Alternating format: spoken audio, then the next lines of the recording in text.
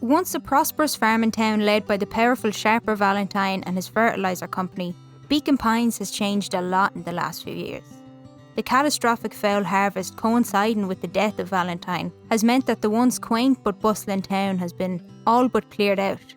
Local farmers struggle to recover, most of the shops have closed down, and the people that are left just do their best to push on. When we arrive in Beacon Pines, we see the main character Luca, a curious and thoughtful boy who's been through more than most in his young life. His father died years ago, and more recently his mother has gone missing. We meet him as he's visiting his dad's grave, something he does a lot. However, his grieving is rudely interrupted by his best friend Rollo. Rollo's the opposite to Luca in a lot of ways. Loud, impulsive, and focused on the present. Something they do have in common, though, is a tendency to get caught up in some mischief. And Rollo has the perfect plan for how to start their summer. The two boys make their way into the town where people are setting up for the festival that's being organised by a new company, Perennial Harvest, who promise to return the town to its former glory.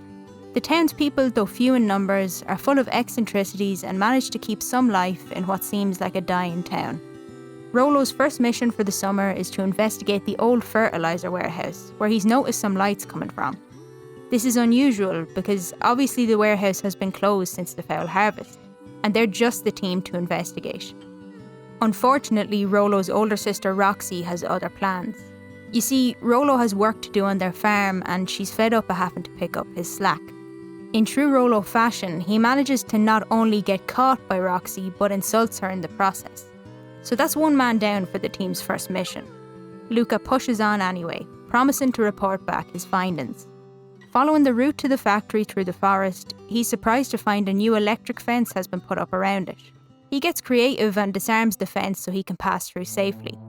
He reaches the back of the factory and finds a weird green liquid oozing from the building through long drainage pipes. Nervously, he approaches the door, but he hears heavy footsteps from the other side. They're getting closer. Luca panics and freezes as the door opens to reveal a looming figure in a bright yellow hazmat suit. What the hell is going on here? It lunged toward him. He tried to scramble away, but felt a gloved hand latch onto his ankle.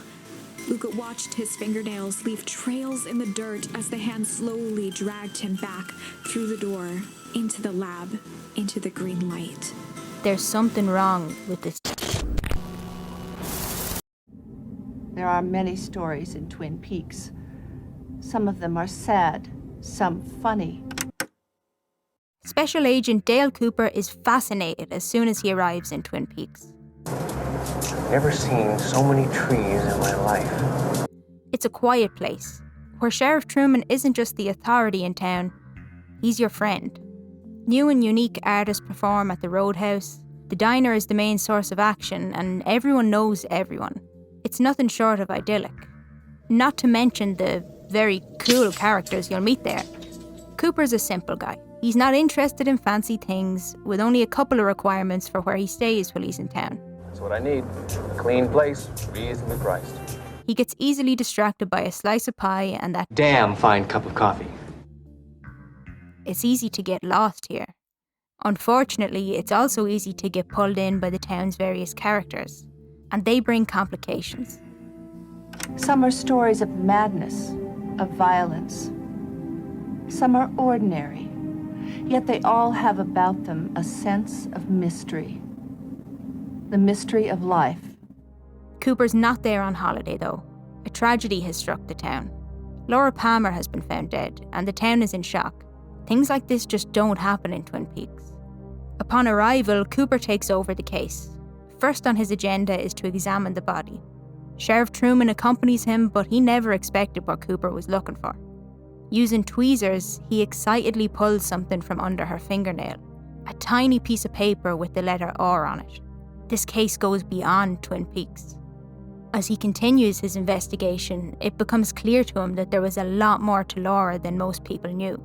He finds evidence of drug use and a diary that talks about secret meetings with Jay. They find a videotape that seems like nothing, Laura and her friend Donna having a picnic, but Cooper sees something that no one else does.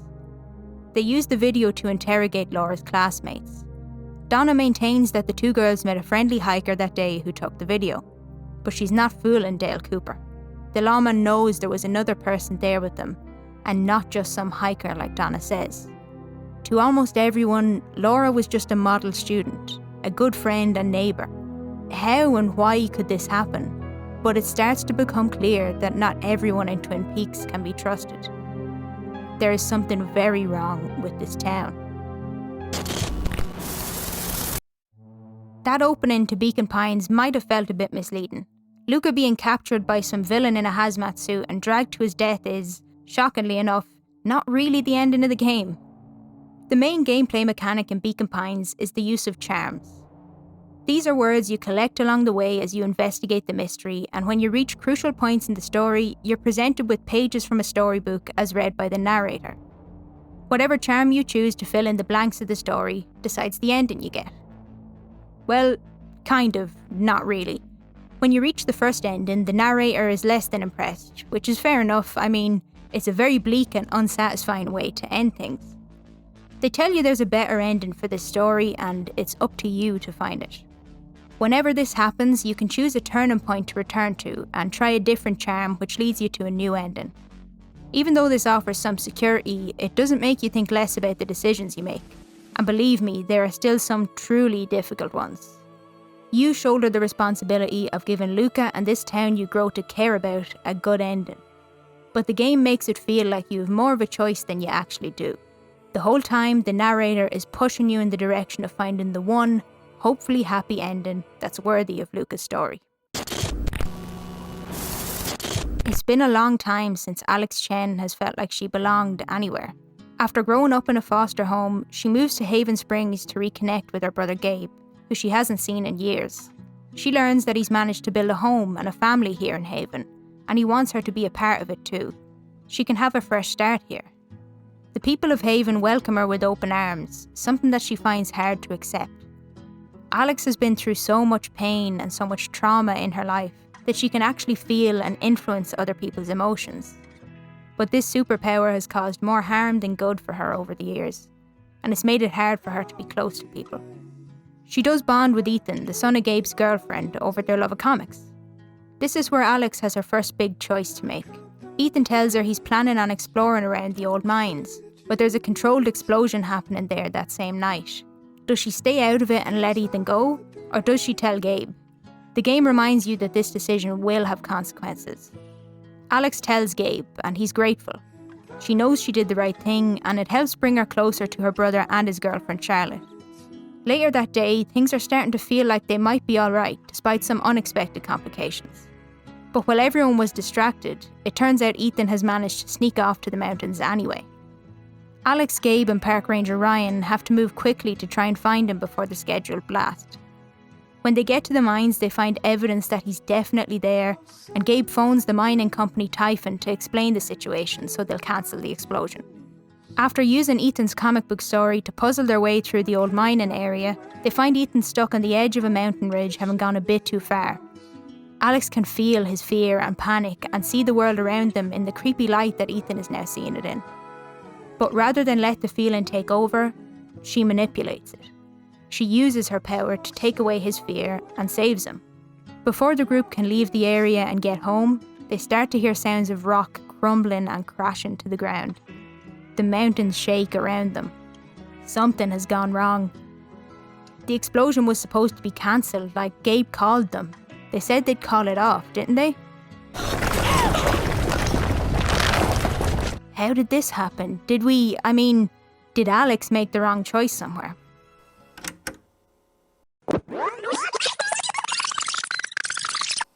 Thinking kids will be kids and it's not really her place anyway, Alex decides to keep Ethan's secret. When he sneaks off to the mountains and Gabe finds out Alex knew, she can feel his disappointment.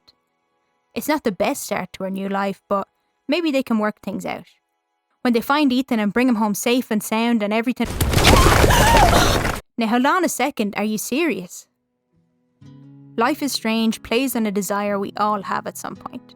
The need for control over our lives. The concept of multiple different endings and scenarios that can happen all because of the choices we make. It's a very appealing idea for a game and can make each playthrough feel different and make us more invested in the story. And while some of your choices do have real consequences, like who Alex can end up with romantically or what the people of the town think of her, these main plot points and events will often be the same regardless of what you do. But maybe that gives us something else to think about. In life, we don't always have a say in what happens to us.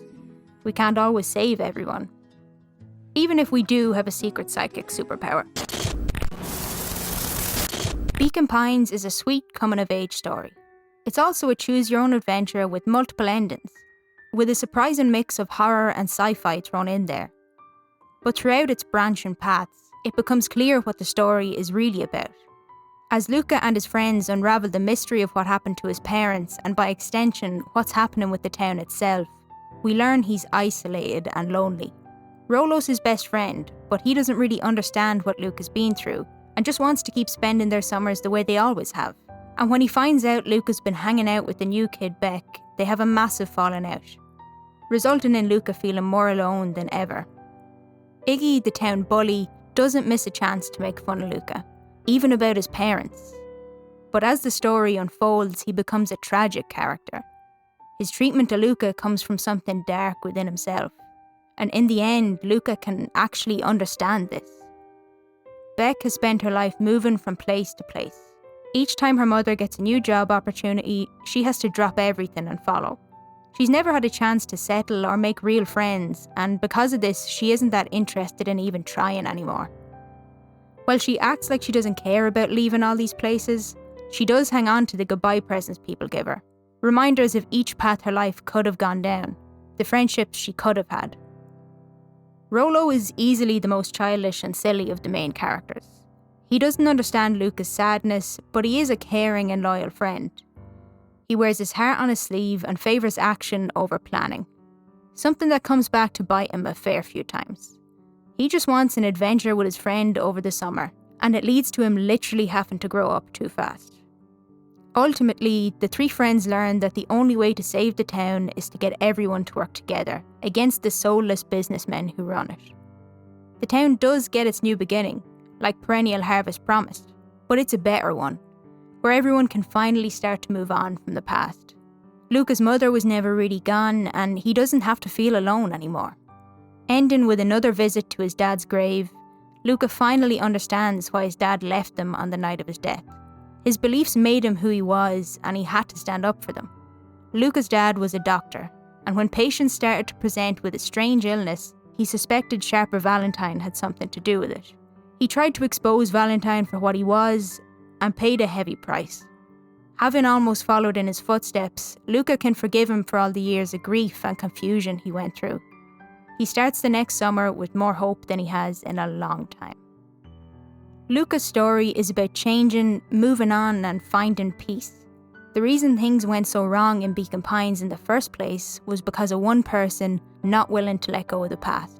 The real villain of the story has been searching for a way to recapture the past and live in it forever. Sharper Valentine was the one who brought prosperity to Beacon Pines all those years ago, only for it all to go wrong. He is unwilling to accept that he will grow old and lose his wealth and power over the town, and he'll do anything to stop that from happening. Some people in the town have accepted that he's in charge, and their fear holds them back from doing the right thing. May suddenly finds herself back in her hometown of Possum Springs after dropping out of college.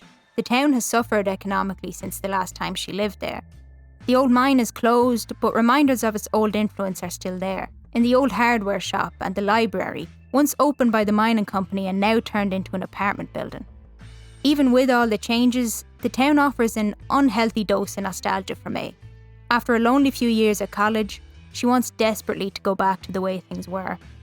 She jumps back into hanging out with her old friends and playing together in a band. With Greg, she even commits some good old-fashioned vandalism. Her return is made up of moments like this. She meets her old teachers, students from her school, and a new generation of teens that she can't fit in with anymore. The place is full of evidence of all the changes it's been through, but she's not mature enough to come to terms with that.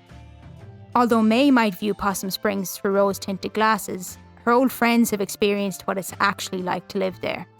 People like Greg and Angus have accepted they'll need to leave if they want to have a real life. but with decent employment hard to come by, it's difficult for a lot of young people to do that. Since the death of her mother, Bea has been running her dad's shop because he can't cope with it all. She was an honours student and should have been off at college now, and May can't understand why she doesn't just drop everything and do that anyway. Despite having plenty of problems herself, May has been sheltered from a lot of what's happened in the town. Harfest is one of the few things that actually brings a bit of life back into the place. But why does it seem like there's always a festival in these places? The main street is decorated for Halloween, and May is dressed as a witch to help with the Harfest play. At the end of the night, she just wants to keep hanging out with her friends. But as we've learned, they have their own stuff to deal with. So she ends up alone, again. So it gets a bit weirder from there. Turns out there's been a cult sacrificing people from the town that society overlooks. Teenagers, poor people, that's probably what happened to Casey. They sacrificed them by throwing them down into the old mine while wearing these capes and hoods, and it genuinely gets a little bit creepy in the later parts of the game, and it's just, why do things always turn out to be absolutely mental in these small town places? This was supposed to be a cozy game.